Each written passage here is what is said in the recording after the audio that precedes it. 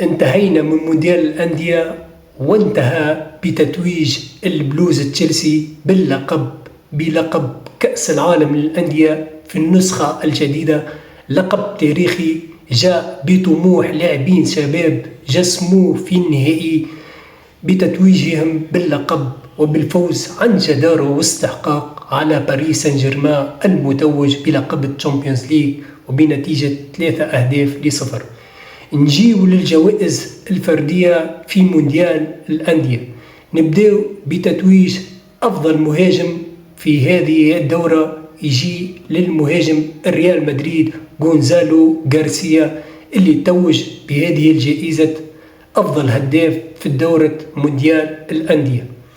أفضل حارس مرمى بدون منازع حارس تشيلسي سانشيز اللي قدم مباراة كبيرة خاصة في النهائي أمام باريس سان جيرمان. أفضل لاعب شاب كان للاعب باريس سان جيرمان اللاعب دوي، لاعب ممتاز، لاعب بذو إمكانيات كبيرة، لاعب ننتظر منه الكثير في قادم المنافسات والموسم القادم.